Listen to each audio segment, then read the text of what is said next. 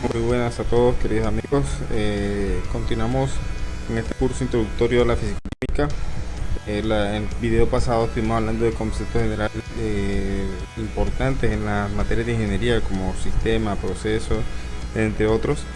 Y hoy vamos a continuar con los conceptos de gases ideales, pero no voy a ahondar mucho en el tema, solamente explicaciones necesarias para ciertos momentos de otros videos que vienen más adelante o conceptos que vamos a ver ya en la primera ley de la termodinámica o en sustancias puras o en gases reales, que de pronto vamos a mencionar también lo que son los factores de compresibilidad, la ecuación de Van der Waals. Entonces, bueno, más bien como recordar ciertos conceptos de estos gases ideales para poder entender ciertos conceptos ya un poco más avanzados o correcciones que se hicieron a estos gases ideales para aproximarlos más a un comportamiento más de acuerdo a la realidad. Entonces, comencemos. La idea es pasar algunos conceptos, no voy a ahondar en ciertas ecuaciones, solamente ecuaciones como las que tengo aquí, que son la ecuación de Boyle, que son para procesos isotérmicos. Boyle lo que hizo fue desarrollar pues un tubo en U y digamos hacer experimentos con a temperatura constante, y fue obteniendo una curva presión versus volumen, generando una ecuación que la tenemos aquí, que tenemos que presión por volumen es igual a una constante. Esto fue algo de manera experimental que Boyle obtuvo, y de aquí se desarrollan o se desprenden ecuaciones como la que tenemos aquí, que se llama ecuación de Boyle, que relaciona presión y volumen, obviando lo que es la temperatura, porque fue un experimento a temperatura constante. Entonces aquí vemos que el producto de la presión 1 por el volumen 1 es igual al producto de la presión 2 por el volumen 2, suponiendo que tenemos lo que son la masa o la cantidad de sustancia, los moles constante, y como ya dijimos anteriormente, una temperatura constante. Esta es la ecuación de Boyle relacionada para dos estados, un estado inicial y un estado final. También tenemos la ley de Charles, que Charles en este caso sí empieza a hacer mediciones de temperatura, debido a que ya se había desarrollado más la parte de la termometría y tenían algunas formas de medir la temperatura, cosa que en su momento Boyle no tenía esa facilidad. Y Charles entonces decide mantener la presión constante o un proceso isóbaro y empezar a hacer mediciones a diferentes temperaturas de volumen con respecto a el incremento o la disminución de la temperatura, generando una constante de proporcionalidad como la tenemos aquí, volumen igual a K por T. Él tuvo que el volumen era directamente proporcional a la temperatura, es decir, que a medida que aumentaba la temperatura, aumentaba el volumen del gas. También obviamente teniendo lo que es la masa constante o la cantidad de sustancia, y en este caso la presión, tenemos entonces que si volumen, despejando la constante de proporcionalidad, aquí tenemos que el volumen será igual, la constante sería igual al volumen sobre la temperatura, como lo tenemos aquí expresado en este lado de la igualdad. Ya para relacionarlo con dos estados o un proceso, me relaciona con un estado inicial y un estado final, tenemos aquí que igualando las dos constantes de proporcionalidad, que es la misma, se puede relacionar una ecuación que me maneja un proceso, un cambio de un estado 1 a un volumen 1 temperatura 1 a un volumen 2 temperatura 2, y de esta manera facilitar en lo que ya se conoce como proceso. También tenemos, os recordamos conceptos de la presión, como que la presión es igual a la fuerza sobre unidad de área, y unidades como Pascal, tenemos que es un Newton sobre metro cuadrado, un Pascal, entonces desarrollando o descomponiendo lo que es el Newton, sería kilogramos por metro sobre segundo cuadrado sobre un metro cuadrado, o en otras palabras, kilogramos por metro sobre segundo o por segundo a la menos 1.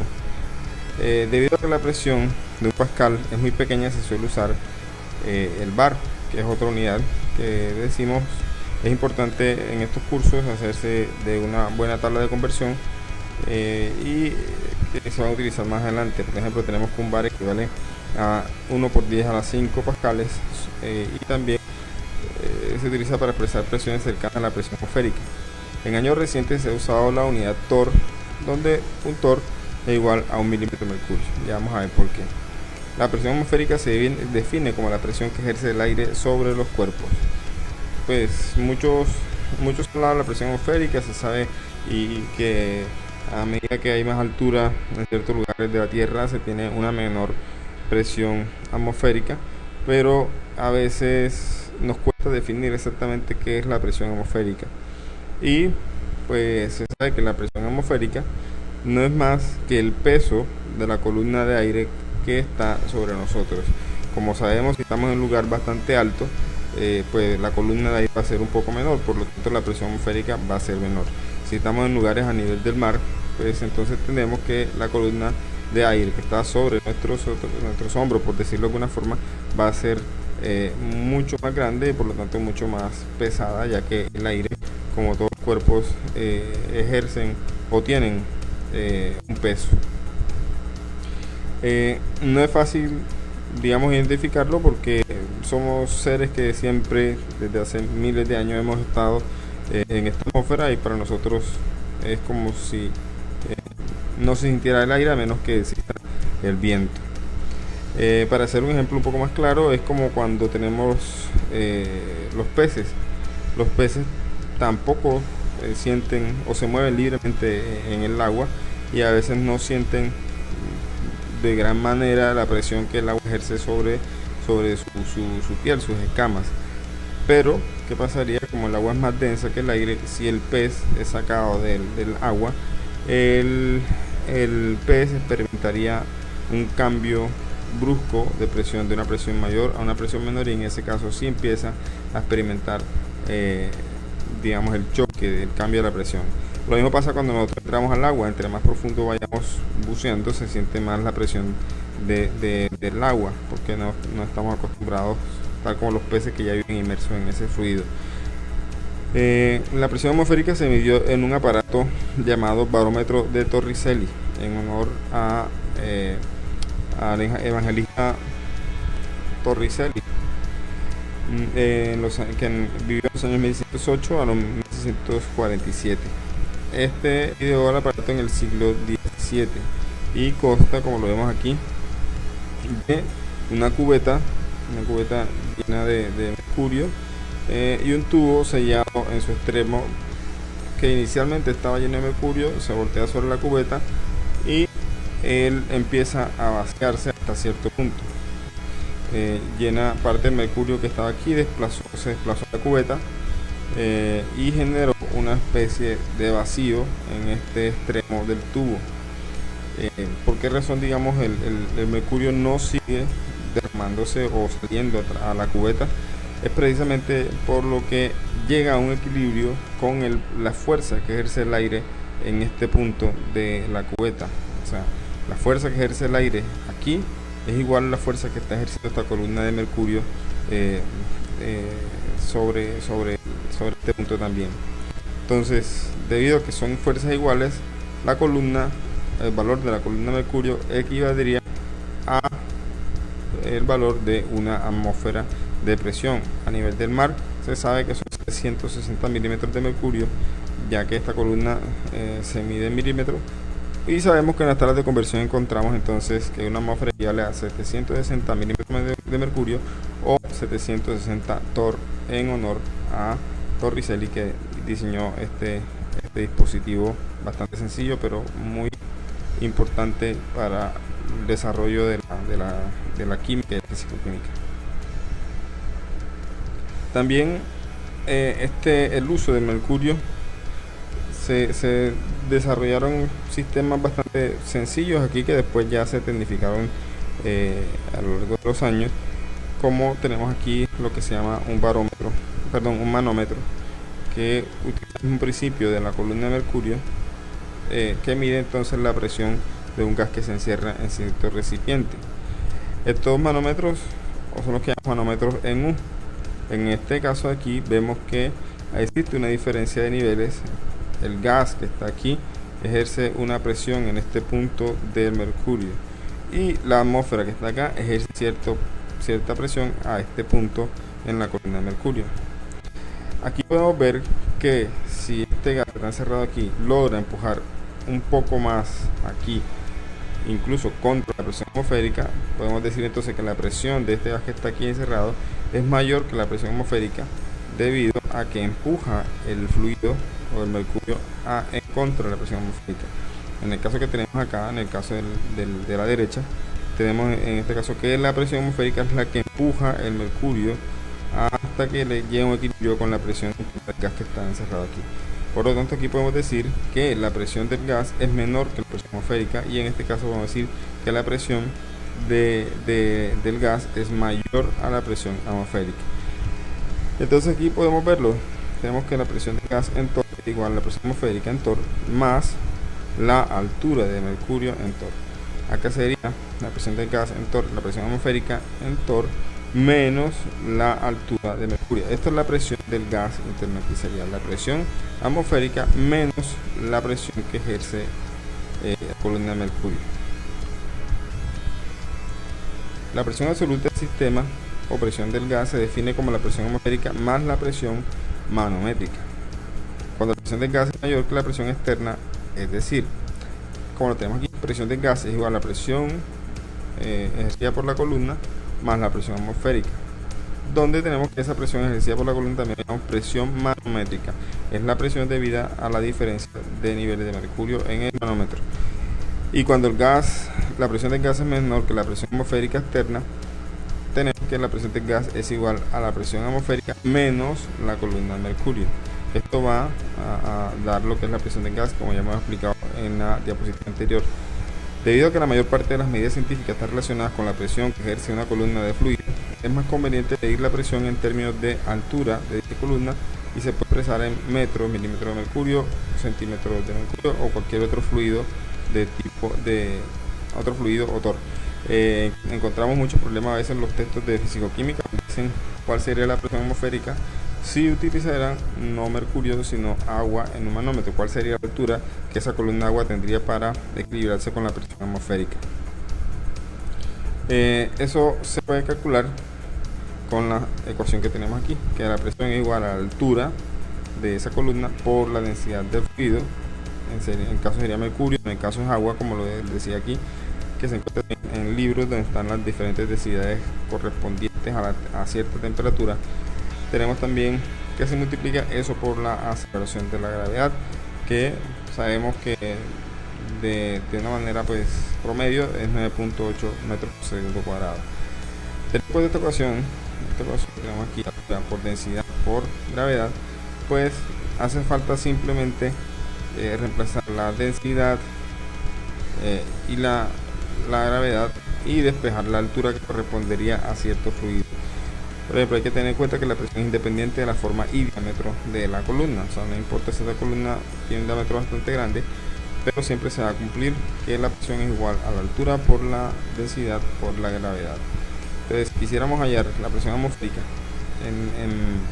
en milímetros o en metros, dependiendo del fluido, pues simplemente tendríamos que reemplazar aquí la presión, tener la densidad de ese fluido, pues la gravedad ya la dijimos que también la conocemos, y se despejaría la altura, que nos diría cuál sería la altura si un manómetro no utiliza mercurio sino cualquier otra sustancia que conozcamos su densidad. También encontramos algunos tipos de manómetros, como el manómetro MU, que es este que mismo utilizó Boyle, este que tenemos aquí, y tenemos el manómetro de tubo de Bourdon, que es el que más encontramos en las pipetas de gases que conseguimos de manera industrial, y vemos que tiene un principio de funcionamiento bastante sencillo, donde el gas llena este tubo o el tubo de Bourdon, que tiene cierta resistencia que se calculó con resistencia material, digamos, y hace que cuando se llene se expanda o trate de expandirse un poco más el tubo, al mismo tiempo que da vuelta a engranaje que mueve una aguja y va mostrando la presión exacta. Pues es bastante sencillo, pero lo complejo es saber que exactamente se dilate o se expanda este tubo y muestre la presión correspondiente, lo que podemos obviamente decir que fueron estudios que se dieron para determinar exactamente la resistencia de este tubo y la manera en que se expandía dependiendo de la presión, para poder tener la certeza de que está marcando la presión mostrada es real, a la que tiene el tanque. Tenemos también que entonces se consideran gases ideales estos gases cuando están a bajas presiones y altas temperaturas.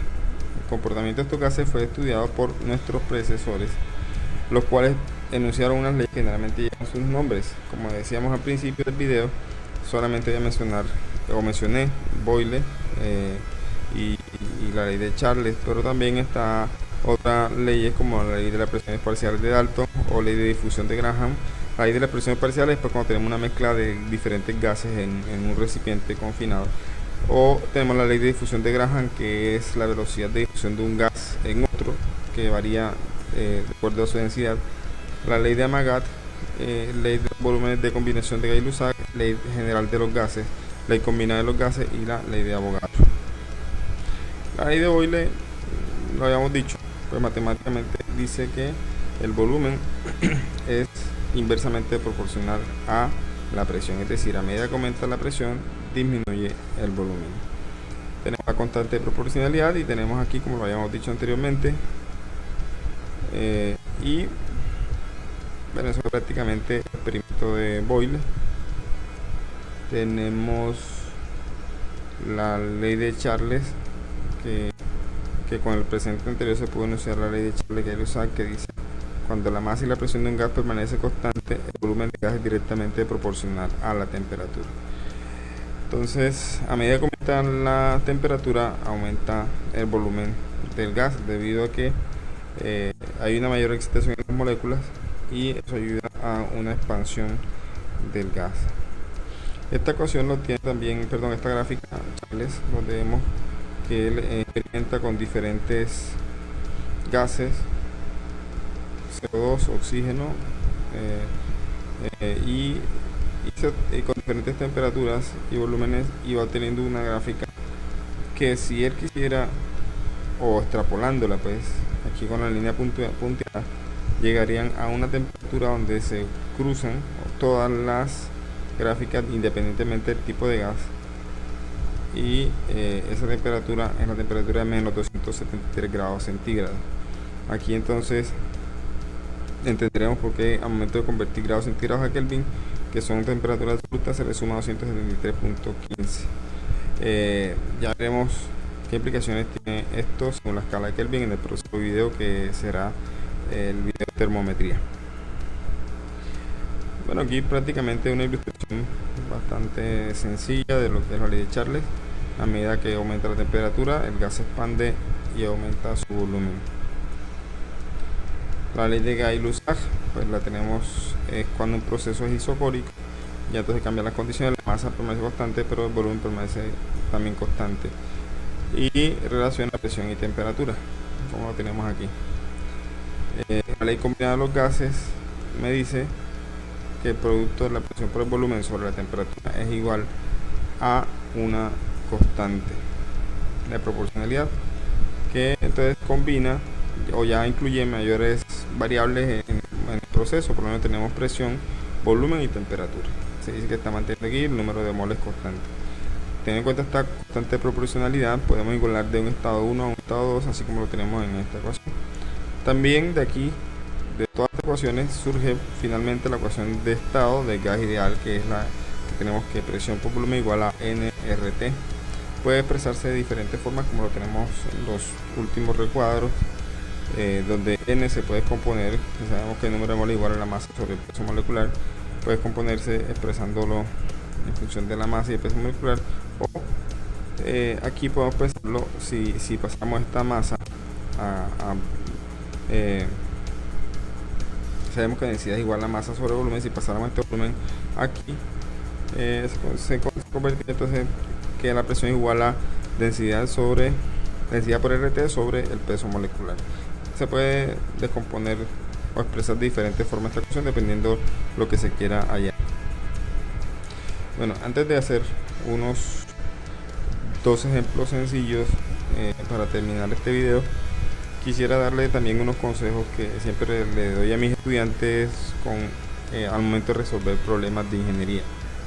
Son consejos que se aprenden en la medida que se va practicando, y como toda materia que implica ejercicio numérico, necesita entonces el compromiso y la práctica del estudiante a resolver varios ejercicios hasta ir aprendiendo estos procedimientos. Por lo menos el primer consejo que les doy es leer detenidamente el enunciado y no apresurarse a hacer cálculos antes de haber comprendido todo.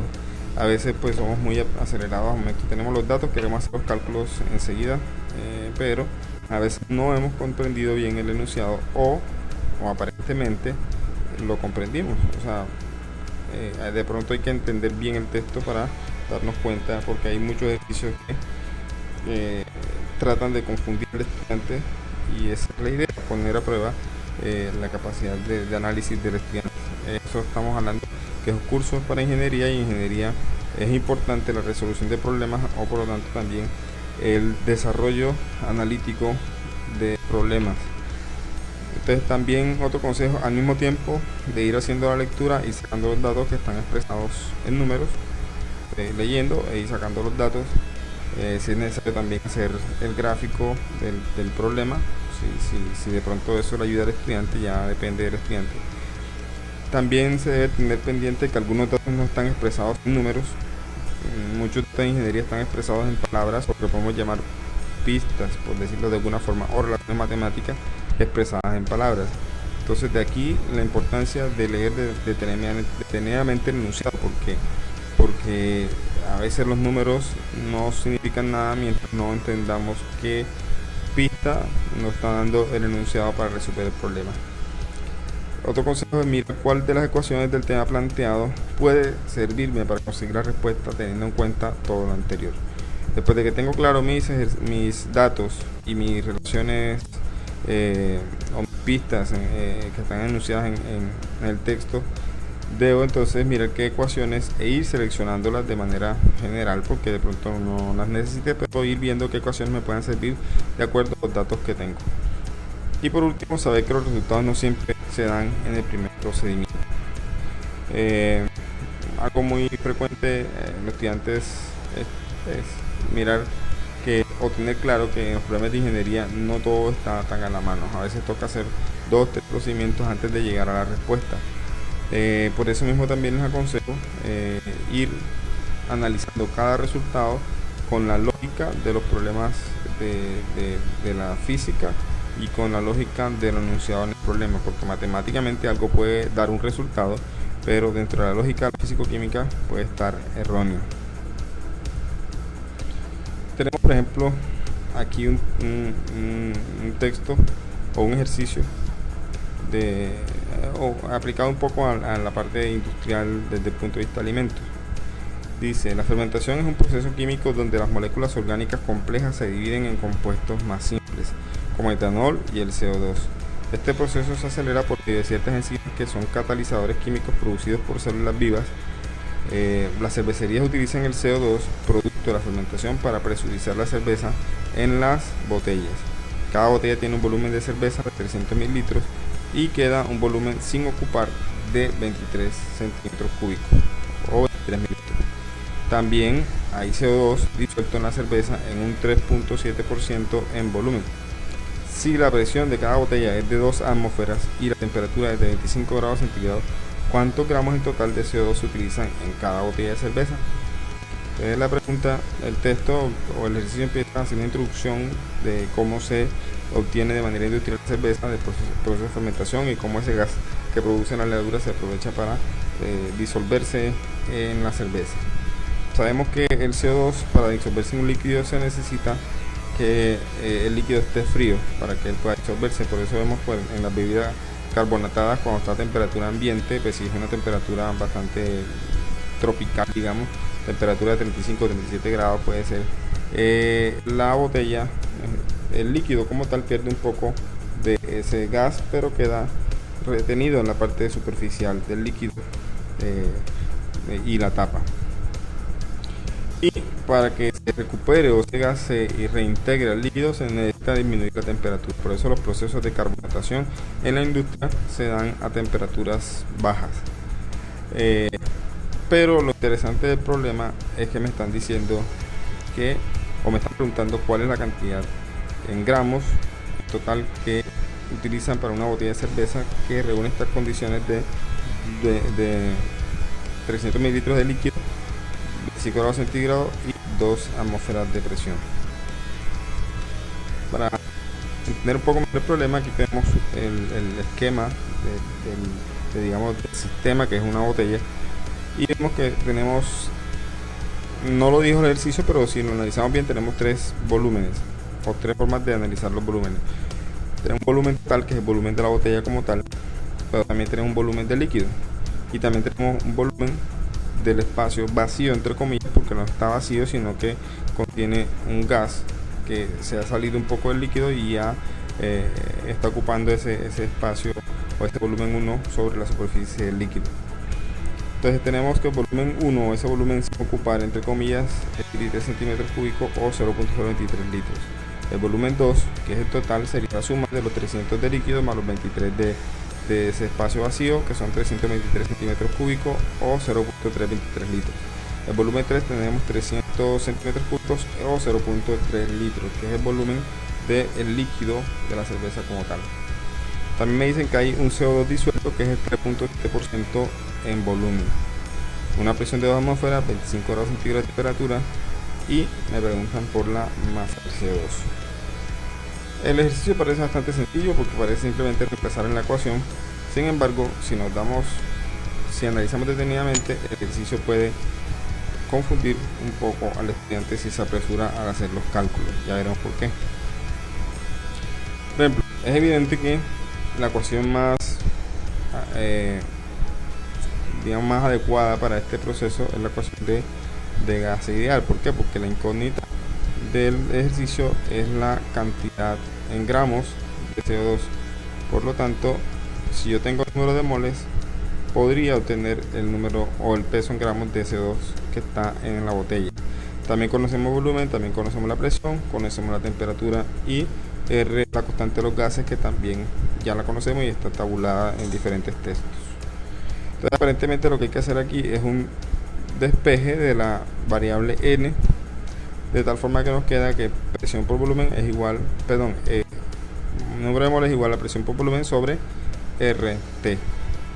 Aparentemente entonces empecemos a reemplazar, y lo más normal es que el estudiante a veces empiece reemplazando el volumen 0.3 litros, porque habría que hallar el número de moles disueltas en el líquido. El estudiante puede utilizar ese volumen por el simple hecho de ser un volumen. Como le decía, matemáticamente nos va a dar un número, pero dentro de la lógica no es posible. ¿Por qué? Porque la ecuación es la ecuación de gases ideales y estoy utilizando el volumen de un líquido, lo cual es ilógico. Entonces ahí vemos que puede confundir al estudiante con el volumen que él utiliza. Por lo tanto, esta no es la manera adecuada, a pesar de que la ecuación sea la adecuada. Lo correcto es que hallemos las moles que están las moles de CO2 que están en el espacio sobre el líquido y las que están disueltas en el líquido. Empecemos primero con las que están en el espacio vacío. Tenemos entonces que ahí en ese espacio se utilizaría la misma ecuación que dijimos, pero el volumen que ocupa esa parte sobre el líquido, que es de 23 centímetros cúbicos o 0.023 litros. Esto nos daría un resultado de 0.001881 moles de CO2, que multiplicado por el peso molecular de una mol de CO2 nos daría que la masa de CO2 en ese espacio sobre el líquido es de 0.0828 gramos de CO2. Lo mismo podemos hacer con el volumen de líquido, pero como ya dijimos, no podemos utilizar el volumen de líquido exactamente. Tenemos que buscar el porcentaje de CO2, o sea, de ese gas que está disuelto en el líquido. Tenemos pista, nos dijeron que hay un 3.7% disuelto también, y como ya dijimos, si está disuelto estamos hablando del líquido. Por lo tanto, ese ese 3.7% multiplicado por el 0.3 o 300 mililitros que tiene el líquido nos dirá que existe un volumen de CO2 disuelto de 0.0111 litros. Por lo tanto, el número de moles de ese CO2 disuelto va a ser igual a 2 atmósferas, que es la presión, por el volumen del gas disuelto, no del líquido como habíamos dicho, sino del gas disuelto. Por lo tanto, eso nos va a arrojar un resultado de 0.00908 moles de CO2. Multiplicándolo por el peso molecular, tendríamos que la masa de CO2 es de 0.3996 gramos en líquido, para tener una masa total de 0.4824, sumando las del líquido y las que están disueltas en la parte, perdón, las que estaban por encima del líquido. Entonces, es un ejercicio que no muestra lo que hemos dicho anteriormente, leer detenidamente y no acelerar sin poner la lógica, que la lógica no es solamente de hacer números, sumar, restas, divisiones, sino que las ecuaciones que se utilicen estén de acuerdo al proceso que se está dando. Por ejemplo, en una ecuación de gas no podemos meter el volumen de un líquido, que es lo que he visto que a veces los estudiantes confunden ahí por el simple hecho de tener un dato de volumen. Vamos a mirar este otro ejercicio que dice: un tanque de 10 litros contiene helio y se encuentra a una presión de 10 atmósferas. Para inflar un globo de 1 litro se requiere una presión un poco mayor que la atmosférica, digamos 1.001 atmósferas. ¿Cuántos globos se puede inflar con el gas contenido en el tanque si la presión final dentro del tanque debe ser igual a la presión atmosférica? Considere la presión final del globo igual a 1.0001 atmósferas. Tenemos un ejercicio que está hablando de un tanque y me está hablando de un globo, como lo tenemos en esta imagen. Se tiene un tanque del cual se saca helio a través de la válvula, inflando diferentes o un número X de globos, que es lo que están preguntando. En este caso, el estudiante tiene dos sistemas. Tenemos un sistema globo y tenemos un sistema tanque. No puede el estudiante resolver el ejercicio de una sola vez. Toca tomar diferentes puntos de referencia. Por ejemplo, tomar el sistema tanque y después tomar el sistema globo. Ya veremos por qué. Por ejemplo, si miramos los datos del ejercicio, me están diciendo que el tanque tiene inicialmente una presión de 10 atmósferas y cada globo tiene una presión de 1 atmósfera. Lo que he visto que muchos estudiantes hacen es que hacen una lógica que aparentemente no es mala. Dicen, si hay 10 atmósferas y cada globo tiene 1 atmósfera, entonces deben salir 10 globos. Es lo que dicen y es lo primero que se le viene a la mente a uno. Sin embargo, no necesariamente tiene que ser así. O también lo miramos desde el punto de vista de los volúmenes, que dice, si tiene 10 litros y cada globo tiene 1 litro, pues deben salir entonces 10 globos también. Pero siempre hay que poner en duda cuando un ejercicio aparentemente se nos resuelve de una manera tan sencilla. Si miramos bien, ¿cuál es el problema? Que si digamos que yo digo que si tengo 10 litros y salen 10 globos de 1 litro, significa que estoy pensando que el volumen se va a ir perdiendo, el del tanque, y que me va a llegar a dar un volumen de 0 litros, lo cual es ilógico, porque si lo miramos desde el punto de vista de la realidad, como lo vemos en esta imagen, el tanque jamás va a cambiar su volumen, que son paredes rígidas y que estando aún vacío mantiene su propia forma. Diferente al globo. El globo, si se salen las moles que está aquí, pues cambia de tamaño, o si se le adicionan moles, pues también va a cambiar de tamaño aumentando. Entonces tenemos dos sistemas y tenemos que saber cuántas moles salen del tanque para que se dé ese cambio de presión de 10 atmósferas a 1 atmósfera, que es la presión atmosférica. Por lo tanto, lo correcto es mirar cuántas moles salen del tanque, y se sabe que todas las moles que salieron del tanque pasaron a X números de globos para inflarlos. Por lo tanto, si tenemos el número de moles del tanque, de las que salen del tanque, y el número de moles de un globo, podríamos calcular el número de globos que se inflaron con ese número de moles que salieron del tanque. Aquí lo vemos. tenemos que los datos son presión inicial 10 en el tanque, 10 atmósferas y una atmósfera. Y tenemos que para el globo un volumen de litro y una atmósfera. Bueno, aquí como vemos, entonces tenemos que los datos del tanque son 10 de presión inicial y una atmósfera de presión final. Los del globo, volumen de litro y presión del globo, al tener ese volumen, es 1 por 10 a la menos 4 atmósferas. 1 más 10 a la menos 4 atmósferas, perdón. Entonces ya dijimos que el planteamiento del problema es saber cuántas moles salen del tanque, y lo tenemos aquí expresado como moles finales menos moles iniciales, con la ecuación de gases ideales, en la cual lo único que cambia es las presiones, ya que el volumen del tanque nunca cambia, la R es la misma y la temperatura tampoco cambia, porque se supone que se está digamos inflando el globo. Puede suponerse una temperatura ambiente de 25 grados centígrados, lo que sería 298.15 Kelvin. Entonces, reemplazando los datos, tendríamos, como vemos aquí, 10 litros sobre la constante de los gases multiplicado por 298.15, que es una temperatura supuesta, pues dentro de lo normal generalmente en los textos de físico-química, multiplicado por la diferencia de volumen. Esto nos va a dar menos 3.68 moles. El signo negativo solamente está mostrando que los moles salen del sistema del tanque. Y después tenemos que hallar las cantidades de moles que requiere un globo para ser inflado. O sea, aquí calculamos las moles que salieron del tanque mientras se inflaban los X número de globos. Luego, para saber cuántos son las moles de un globo, aplicamos la misma ecuación de los gases ideales. Tenemos presión por volumen sobre RT. Presión, esta la tenemos aquí, la del ejercicio, o también el volumen que lo da el ejercicio, y tenemos la temperatura que también es la misma, 228.15. Por lo tanto, tenemos que el número de globos es, el número de moles de cada globo es 0.041 moles. Para calcular la cantidad de globos que se pueden inflar, se divide los moles que libera el tanque entre los moles que requiere cada globo para ser inflado, o lo que es lo mismo, hacer una regla de 3. Si un globo tiene 0.041 moles, entonces 3.28 moles que estén del tanque, ¿cuántos globos inflaron? Aquí lo tenemos a través de una división, como lo dijimos.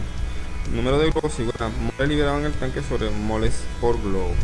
O sea, 3.68 sobre 0.041, y esto da 89.7, que llevando los números enteros nos daría 90 globos. Entonces vemos aquí dos ejercicios que aparentemente no son tan complicados, pero hay que saber entender o saber leer el texto y entender que, como ya vimos en el video anterior, se debe seleccionar un sistema como para hacer su respectivo estudio y cálculos. En este caso no podíamos hacer todo como si fuera globo y tanque, porque hay un cambio en un sistema que pierde cantidad de sustancia y el otro gana. Por lo tanto, toca mirar las cosas por separado, mirar qué pasa primero en un sistema, sea el sistema globo o sea el sistema tanque, y mirar cómo afecta este al cambio del otro. En este caso hay un globo que pierde, hay un tanque que pierde cantidad de sustancia o una masa de helio, que pasó esa masa total a inflar 90 globos de helio con un volumen de litro y una presión un poquito mayor a la atmosférica. Entonces mi recomendación pues es seguir haciendo ejercicios, pero esto que acabamos de ver son como ejemplos de sencillos, y también repasar un poco las ecuaciones de los gases ideales para poder adentrarnos en un tercer o cuarto video a hablar de lo que son los factores de compresibilidad, que ya estamos hablando de correcciones para los gases reales. Entonces el próximo video pues va a ser el tema de termometría, muy importante en la fisicoquímica y en la termodinámica, ya que todos los procesos tienen que ver con un cambio de temperatura, o por lo menos con una medición de la temperatura. Entonces es importante saber el tema de la termometría, cómo se desarrollaron las escalas termométricas, como la escala Celsius, la escala Fahrenheit, la escala Kelvin, cómo esta nos ayuda para tener más exactitud en los cálculos que vamos a hacer. Entonces, espero que les haya gustado el video, espero que haya sido claro. Escucho sugerencias de pronto. eh, También si necesitan algún libro de termodinámica, me lo pueden comentar en el video, yo les puedo colocar el link. Tengo varios libros que próximamente estaré colgando el, el link de la página, una página que es estilo biblioteca, donde pueden bajar no solamente libros de físico-química o de ingeniería, sino libros de temas en general. Entonces, si les gustó el video, dale pulgar arriba y suscríbete a mi canal, que estaremos publicando muchos más videos para ayuda a estudiantes de ingeniería. Les deseo un excelente día a todos.